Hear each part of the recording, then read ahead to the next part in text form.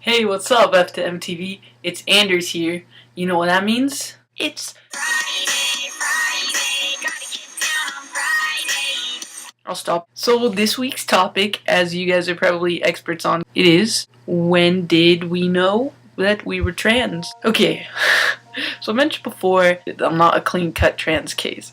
I never just had one of those days where I woke up and I was like, I am transgendered. Here's a label. And my life is perfect.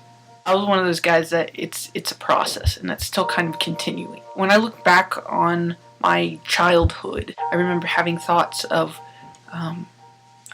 really intense curiosity about if it's okay for girls, aka me, to pee standing up, and like when is it appropriate for me to wear my shirt on. It never really occurred to me at that age that it was because I was a boy inside. I just worked really hard to be a girl because that's what I was told. I do remember there was a game I played when I was 4 years old.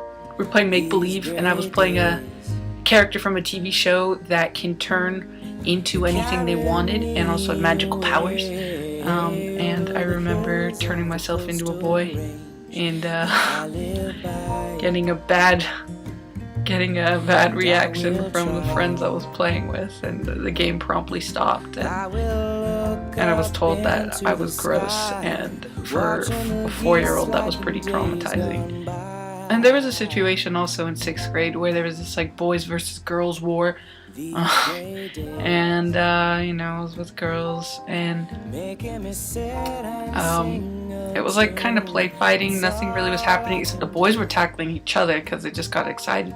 So I just went and I tackled a boy, and that boy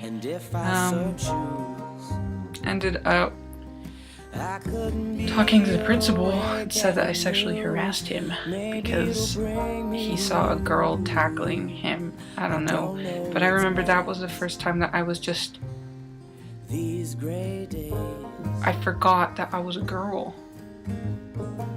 It just, I couldn't wrap my head around how it would be sexual harassment, and I just had this sad longing. It's like, well, why can't I tackle the boys? Like, why can't I be in this inner circle of boys that are playing rough and tumble games and they can tackle each other, but for some reason I can't? And it's just, my childhood is full of memories like that. So it wasn't until high school that I really realized that something needs to change, that maybe this isn't right. It's not just that I fail at being a girl, I am struggling to be a girl. Maybe there's a reason why I've been so miserable my entire life. Maybe there's a reason why girls don't like me. Maybe there's a reason why, despite how hard I try to be a girl, I feel like I fail. And when people say I'm doing a good job, I feel miserable. It took me like almost my entire life to realize it's okay that I can't be a girl, because I'm not. That was the answer that was really hard for me to accept, that I am not a girl, and it's not fair. I can stop trying. The day I stopped trying to be a girl was the best day of my entire life. It was like an entire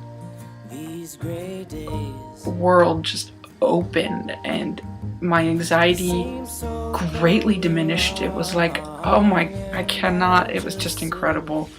And that's how I knew I was trans. But it was quite the process to get to that point. And it was all those questions that led me to where I am now. I don't know how far along the trans spectrum I am, if I want the whole kit and caboodle, or if I'm just gonna be happy kind of being where I'm at. I know I'm not happy being androgynous.